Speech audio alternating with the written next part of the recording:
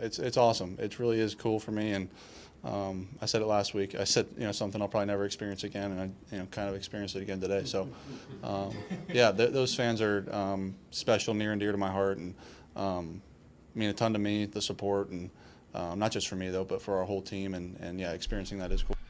Look, man, shouts out to Jared Goff, Detroit Lions for figuring out sticking with each other, and you see they're reaping the benefits now. Jared Goff, 2 playoff games, 277, 2 touchdowns last week, 287, 2 touchdowns this week. It's just more prevalent, man. Like, when you got people that believe in you, got people that back you, when you feel confident, when you feel comfortable, you just play to the best of your abilities. I remember being in Cleveland and having, I had one really good season, but I just never felt comfortable. I never felt like they really, truly had my back. I never felt really, really, truly like I was a Cleveland Brown. And I get to the New York Jets, and in the span of one game, one work week, man, Rex Ryan, like, he brought me in, the team brought me in, like, the offensive coordinator, the players, the training staff, everybody brought me in, and slowly but surely I was able to get back to my confident self that I knew from the University of Michigan. That's what you're seeing with Jared Goff. Hey, Jared Goff was a #1 draft pick overall for a reason. Let's start there. He's the #1 overall draft pick. For the most part, when you draft the #1 overall, everybody can't be wrong.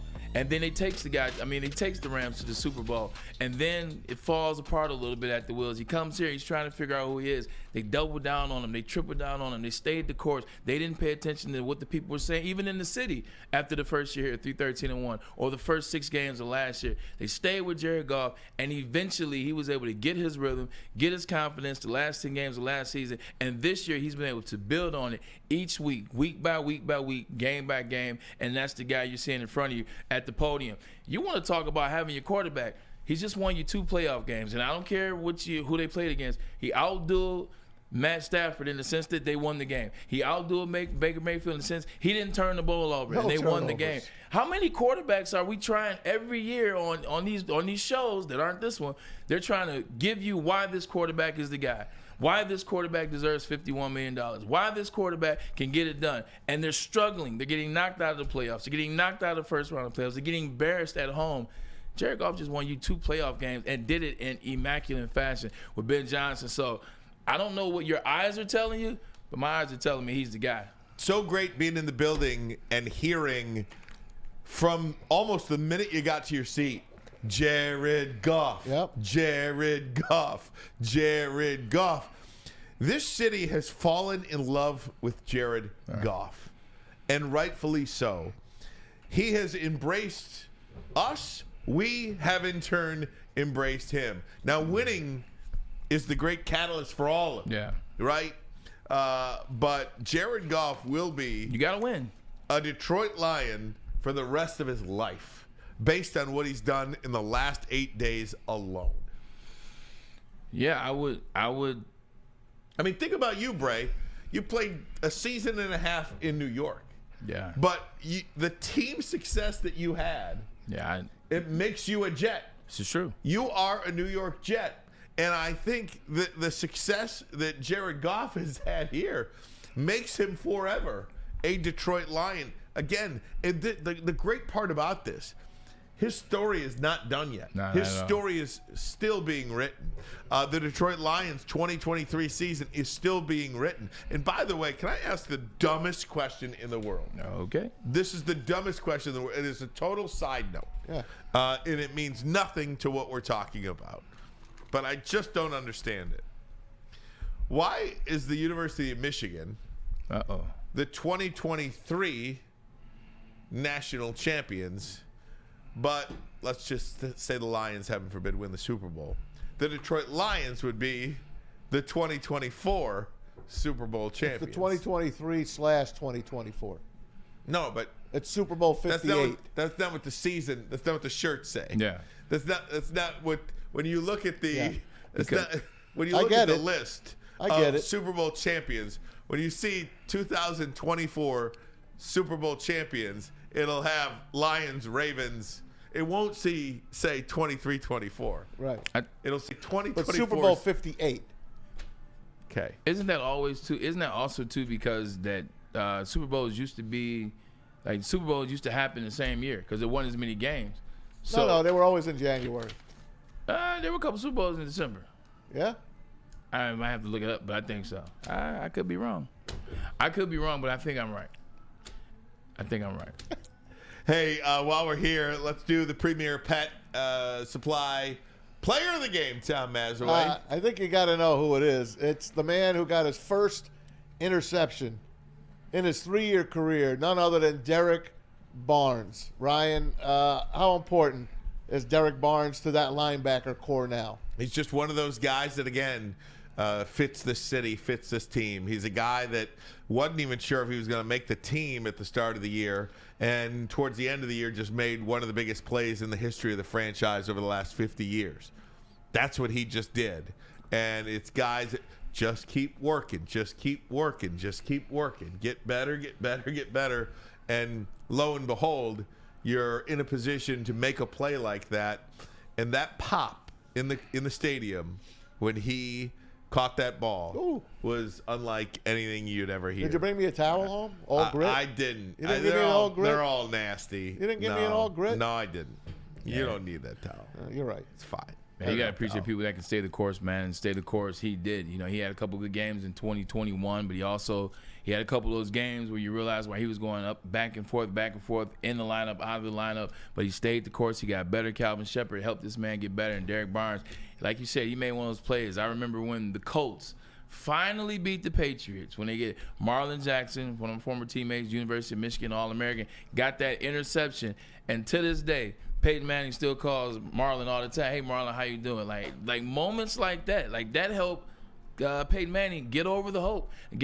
He beat Brady, he got the Super Bowl, and they won that Super Bowl. But you get remembered forever for plays like this, and Derek Barnes is a very humble guy, Purdue Big Ten guy. A lot of Big Ten guys on this roster, but shouts out to him, man. And heard what he said.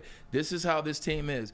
He got put on the spotlight to get some credit, and what did he do? He threw the credit right back on that linebacker room and right back on Coach Shepard. That's the type of team that Dan Campbell has created here in Detroit. Here's what Dan Campbell had to say about the Premier Pet Supply Player of the Game, Derek Barnes.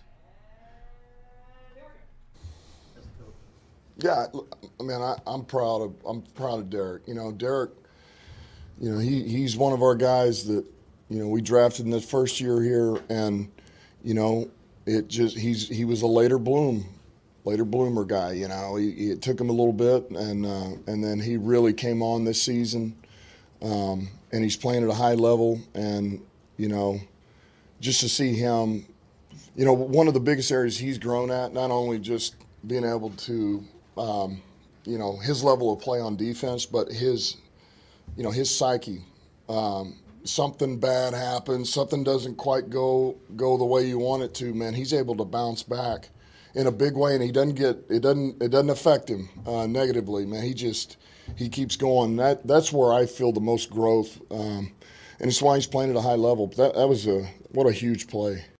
What a huge play by Derek Barnes, but what a huge job by Dan Campbell sticking with Derek Barnes. Look, when you when you look at film, when you look at scouting tape, when you look at a guy, you interview a guy, you say, hey, how can this guy fit my team, the Detroit Lions, coming out of Purdue? How can this guy, Amon-Ra St. Brown, fit my team coming out of USC? They have drafted guys, and they have stayed with them. They've given them a chance to blossom. They've given them a chance to get to where they can be. It doesn't happen overnight all the time. And I think a lot of times us as fans, and even now that I'm a former player and I'm on the fan side of things, I think we want things to happen right away. You want it to happen right away. This guy's got to be it right away. Jameson Williams, I need to see it right now. Derek Barnes, insert player here that you draft. Jack Campbell. Well, I still want to see it. But at the end of the day, you want to see it right away. That's why it's up to a guy like Dan Campbell, a head coach, a leader of men, to say, we're going to stay with this guy, and we'll figure it out, and eventually he will. Here you are 3 years later, Maz, and Derek Barnes makes one of the greatest plays, like you said, in Lions history. Sometimes you got to stay with a player and just keep giving them positive reinforcement. Congrats to Derek Barnes, our Premier Pet Supply Player of the Game. Do not settle for less. Give Premier Pet Supply a call. PremierPetSupply.com. One of the things about Derek Barnes, too, and one of the things about Dan Campbell, Braylon, and as a former player, I'm sure you can appreciate this, is guys like Derek Barnes are able to be ready because Dan Campbell and every coach on that roster and every person in that player personnel department is honest with each other. Yeah. Hey, this is where we see you. This is what you could do for us. This is where you could play. This is what we like about you. This is what we need you to work on. These guys this coaching staff treats these players like men. And I think that goes a long way in these guys being ready every step of the way as well. Whether you're Craig Reynolds, whether you're Derek Barnes, whether you're Brock Wright, or whether you're Zach Ertz that's coming in and probably trying to get ready for the Super Bowl in 3 weeks. Transparency is all the players ask for. Like you ask when a guy says, what's the difference between a player coach? What is a player coach? Player's coach is one that can be transparent. A player's coach is one that can tell you one thing, and it is that one thing when it's behind your back, when it's the next guy he talks to about you, or it's the GM about you. It's the same thing or something close. Played with a lot of coaches in my day, and a lot of them just can't tell the truth. They can't. They call themselves trying to spare you, or they can't give you all the information as it came down from the GM or as it came from somewhere else.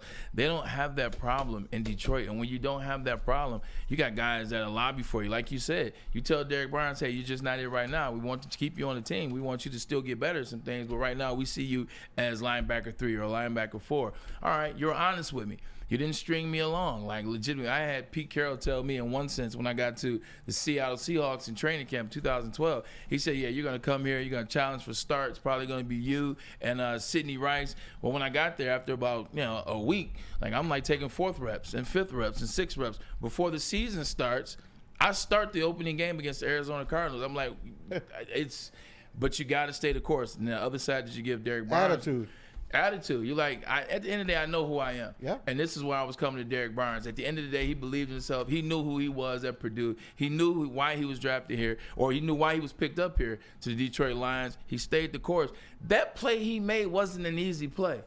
Like, everybody's just acting like it's some linebacker. Oh, my God. That was incredibly Everybody's difficult. acting like some ball he right in the breadbasket. Like, 1, he read the play. 2, made a hell of a catch. We saw Mike Evans drop 3 passes in that game that were way easier than that. Yeah. And he dropped them.